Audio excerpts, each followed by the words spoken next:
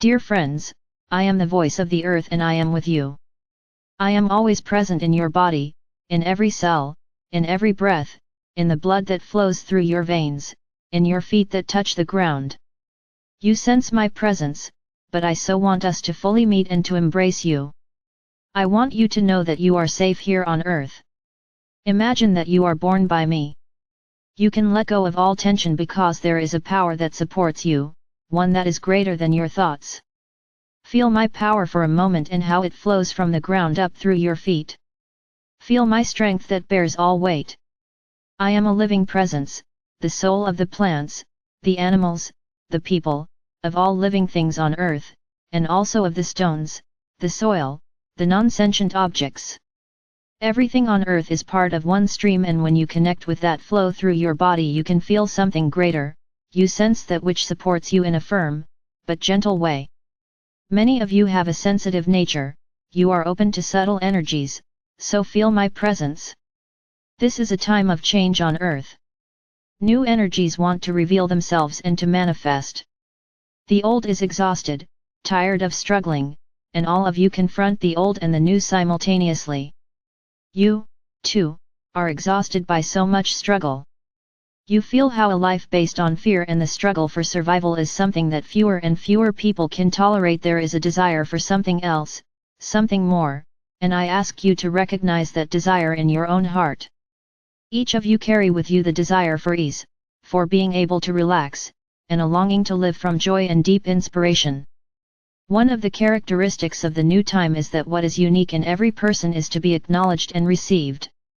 In the new era, a child will no longer be expected to conform to the existing structure where it would fit in and conform. Education, in the true sense, will increasingly mean that the unique nature of a child, its soul, will be allowed to flourish. It will be treated with patience and respect for that child's path of development. As incarnate souls, children are not perfect, they have a history as a soul. And children of the new era also have a shadow in their unconscious parts. They, too, are here to grow, to experience, to learn, but they also have something different. Basically, they believe in themselves, even though in their behavior they may appear to be dreamy, absent, or restless, uncertain perhaps. Yet there is in these children of the new era a belief in their unique power, their distinctive talents, and they refuse to give this up.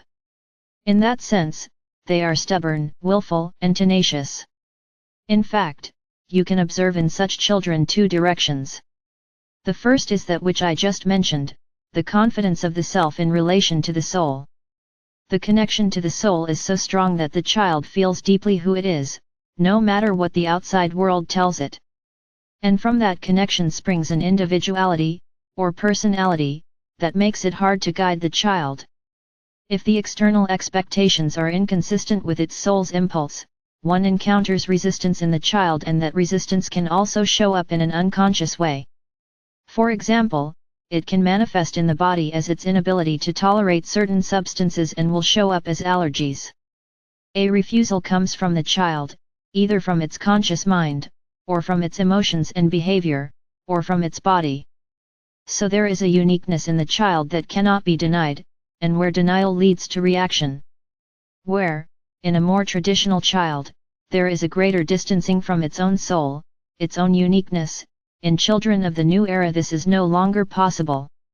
There is even in children who are not naturally very assertive or expressive a drive to be true to themselves, a drive that is not even of their own choice, it is simply the way it is.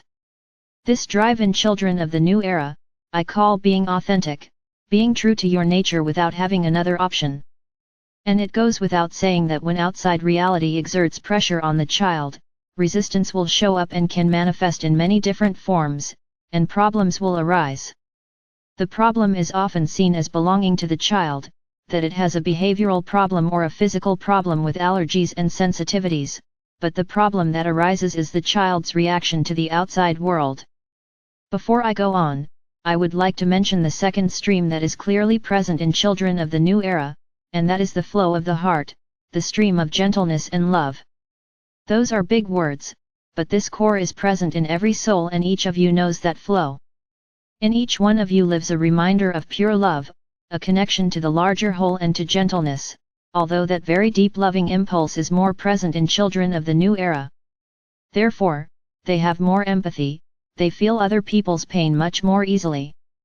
They empathize more deeply with the world and the people around them and suffer because of it. In a real sense, they struggle to know their boundaries because they have so much to give. Precisely in that loving, gentle, empathic side, these children can be very wise, forgiving, and older than they appear. Through their empathic side, they bring the Christ energy into this world.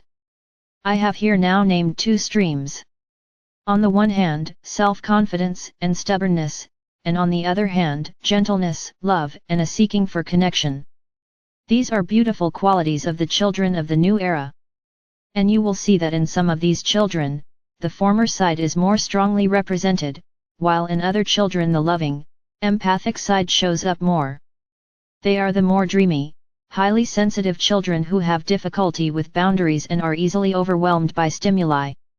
In the kids with strong individual natures, you experience resistance and stubbornness, they do not wish to conform and are anti-authoritarian. While in other children, neither of these qualities may be apparent. How should society know how and when to deal with these children? What can we do to receive more fully the light they carry within themselves so that it sprouts and bears fruit? This is also a question I put to you because you are the ones who can see the light of the new children. Here, I want to point to something of a grave nature. A lot of collective pain from the past is passed on in the hearts and souls of people, resulting in so much violence, so many struggles.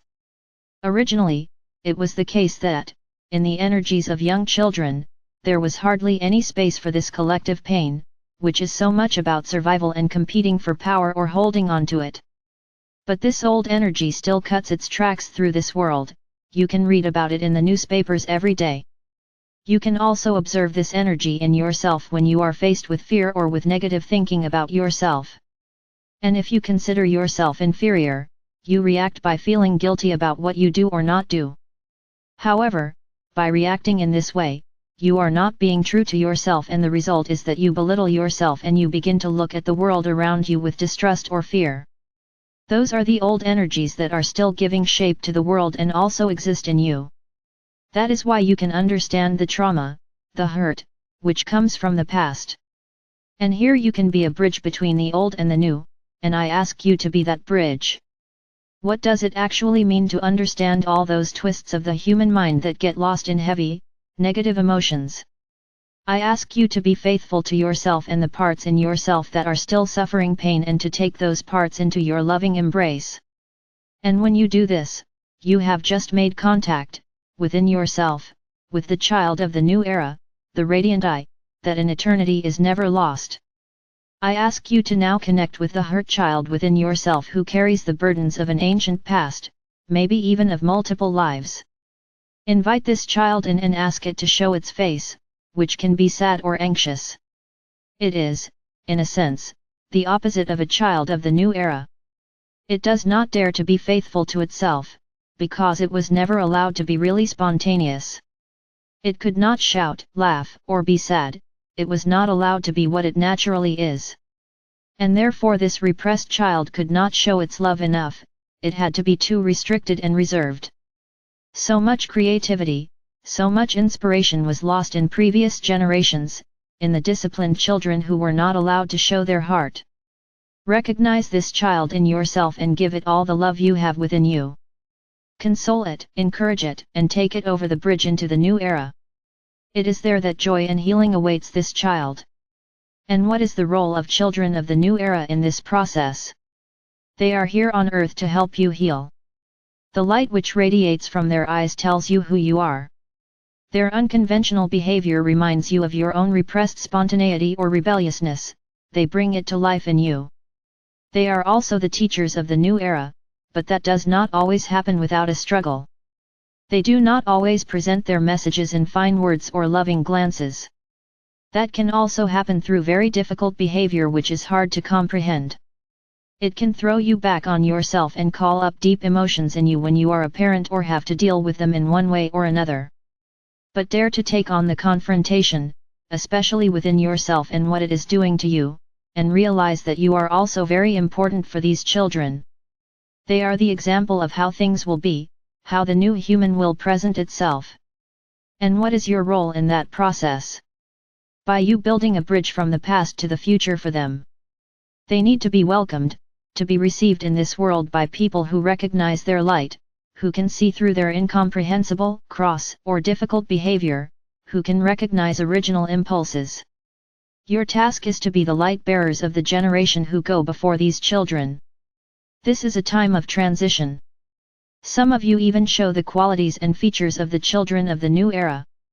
Find your own place in this transition and realize you are flowing with the tide, despite the problems that are there in the world, the problems that children encounter in systems that are still stuck in the old ways, still influenced by what is old. Despite that, there is so much new that is now growing that cannot be stopped. Listening to your soul, to your heart, to what you really want, and also, above all, to the contrary parts in yourself, is now more than ever possible and desirable. I would therefore like to implore you, believe in yourself. Own up to the belief that exists in the children of the new era. Let it be contagious, because it is through the unique power of each individual that the new is born. Not by way of structures from on high, but by way of the living reality through you, and you, and you. Then emerges a connection and a power. Finally, I ask you to now feel how much new energy there is already in you who are gathered in this space. Feel the light, feel the joy, breathe again. I welcome you to the new era and thank you for your presence.